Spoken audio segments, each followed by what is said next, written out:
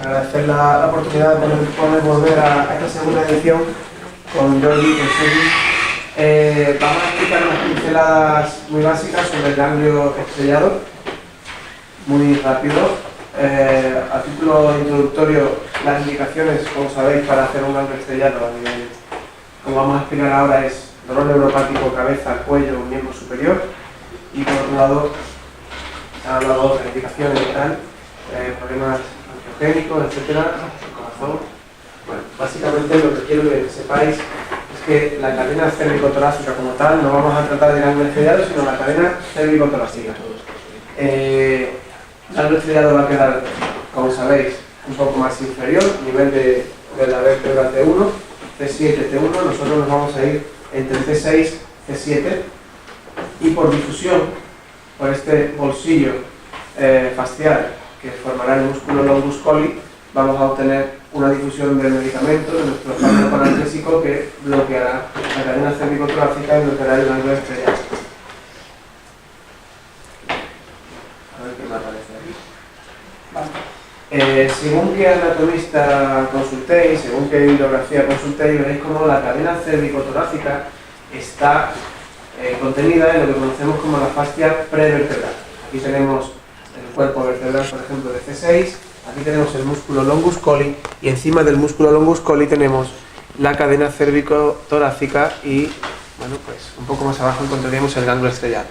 Aquí tenéis cómo esta fascia prevertebral contendría el músculo longus colli y la cadena cérvico-torácica.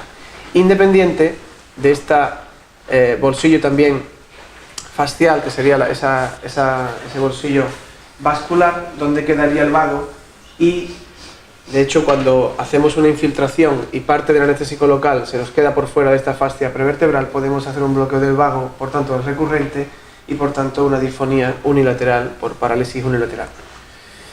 Sin embargo, otros autores defienden, no se ve del todo muy bien, que esta cadena cérvico-torácica queda contenida en un desdoblamiento de esa fascia prevertebral, con lo cual sería incluso un poquito más complicado el bloqueo.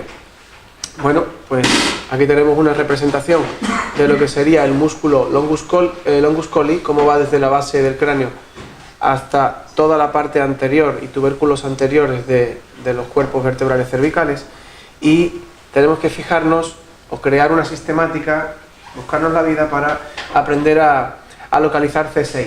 Ya Jordi ha dado unas pinceladas de cómo podemos reconocerlo, las transversas de cada una de ellas y cómo cada una es diferente a la otra, y de esa manera podemos reconocer si estamos en C7, en C6, en C5 y así sucesivamente.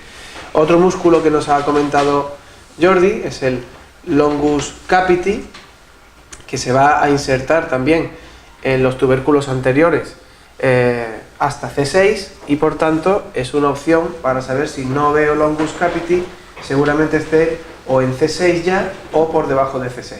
Son pistas que nos van a poner en el camino para encontrar ese plano adecuado para el bloqueo de la cadena cérvico-torácica. Aquí tenemos C6, por aquí quedaría ese ganglio estrellado que queremos bloquear. Bueno, pues, ¿cómo realizo ese bloqueo? Pues como hemos dicho, la transversa de C5 tiene un proceso transverso que es estrecho, una base de implantación estrecha, y dos tubérculos, uno anterior y uno posterior, que son pequeños. Y además veríamos ahí el longus capiti. En C6 el proceso es mucho más transverso, con una base de implantación más ancha.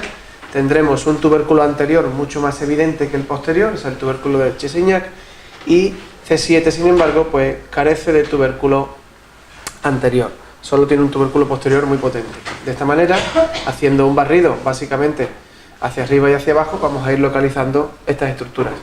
Aquí tenéis de medial a lateral, tenéis tiroides, tenéis carótida, tenéis cuerpo vertebral, aquí vemos esófago, y aquí vemos el longus colli, y aquí vemos longus capiti, ¿vale? La vena está colapsada y esto es esternocleidomastoideo.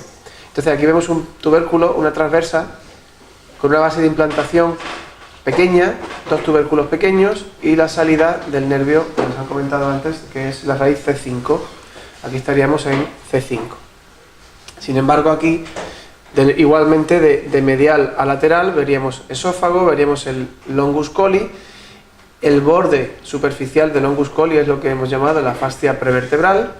Y tenemos la arteria, tenemos la vena, tenemos una base de implantación bastante más ancha, un tubérculo anterior muy prominente que prácticamente llega a 0,5 de la superficie. Vemos el esternocleidomastoideo. Este es el tubérculo de Chesignac.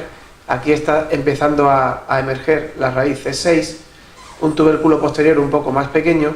Cuando veamos tubérculos no vamos a ver la vertebral, cuando no veamos tubérculos sí veremos la vertebral, y este correspondería a C6.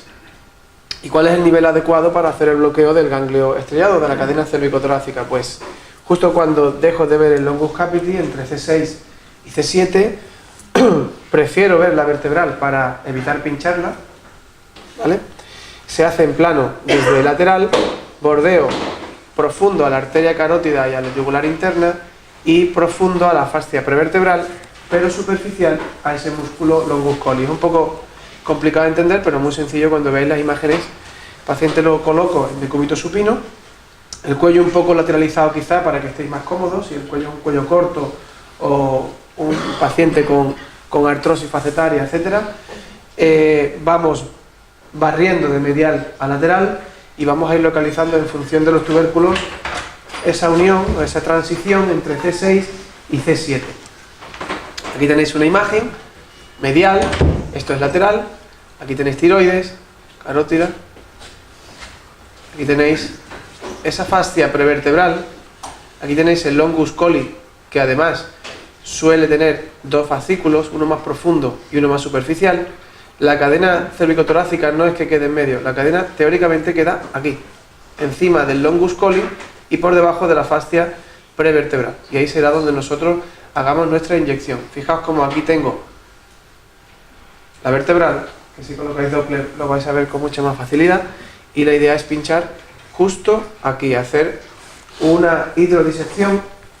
Si queréis primero podéis pinchar con un poco de suero y cuando hayáis logrado ese punto exacto, pinchando en plano desde lateral, ahí depositáis vuestra medicación, ¿vale?